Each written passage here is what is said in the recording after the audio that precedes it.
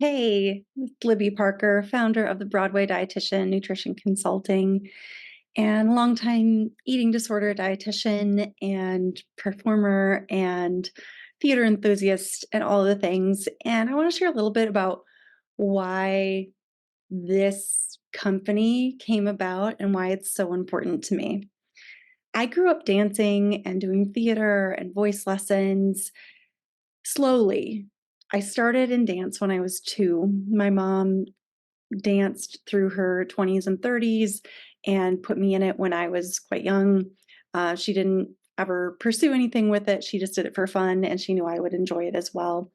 And so I danced studio classes till I was 13. Took a couple years off to do a lot of stuff with my horses, one at a time. And then found I really, really missed it and got back into dance at the age of 16, where I tried out a bunch of different styles. So throughout my childhood and in through college, I was trying out so many different styles of dance.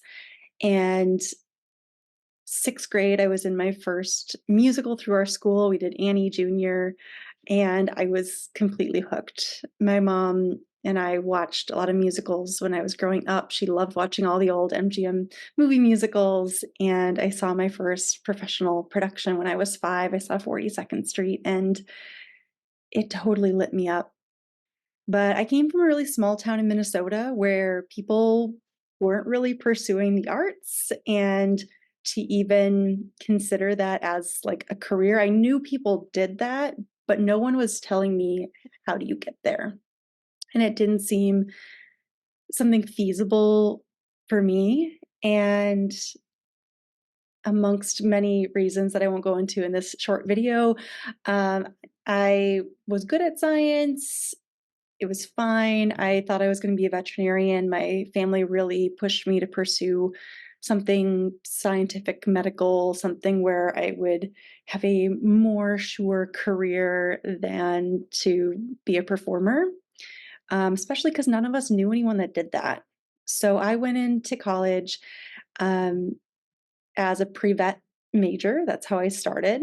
And at that time, unbeknownst to me or anyone, I was developing my own eating disorder. And so, of course, nutrition became a big obsession of mine. And again, we're going to fast forward through this for the purpose of having a really short video here, but I switched majors into nutrition and got a minor in leadership and came out as a registered dietitian. Um, but the love of theater and dance and the arts never went away. And shortly after I became a dietitian, I found community theater again. I'll also say through college, I did a lot of social dance, salsa, swing, ballroom, and I am absolutely to this day in love with partner dancing and want to keep doing it. I started the swing dance club at my first college. I ended up being president of the salsa club at my second college, and it was a dream. And so I did a lot of community theater my first years as a new dietitian. And I had a voice teacher at that time that really believed in me. And shortly before the pandemic, I said, you know what? One life to live. And I went hardcore into training for some Broadway auditions. I never went to a theater school for it. I was doing this through my voice teacher, who had also never had anyone go to Broadway that I'm aware of.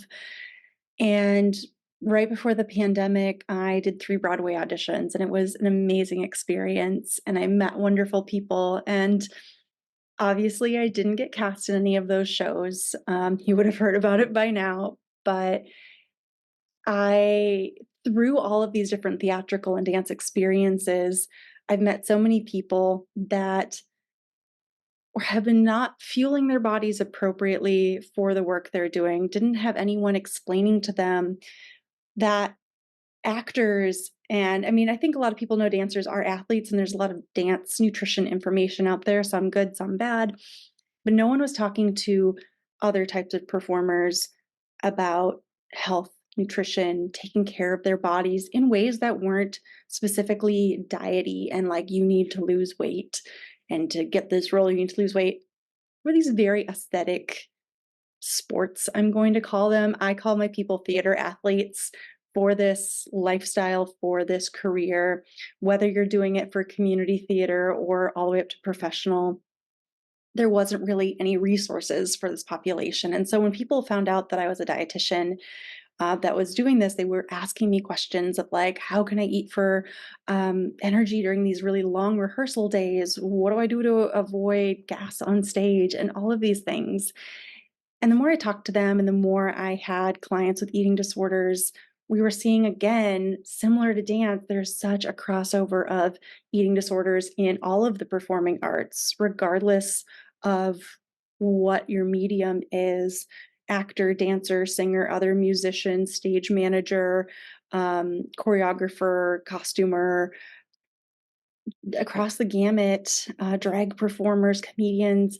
There's so many people that have at least disordered eating, disorganized eating, if not full blown eating disorders, and it's not being talked about.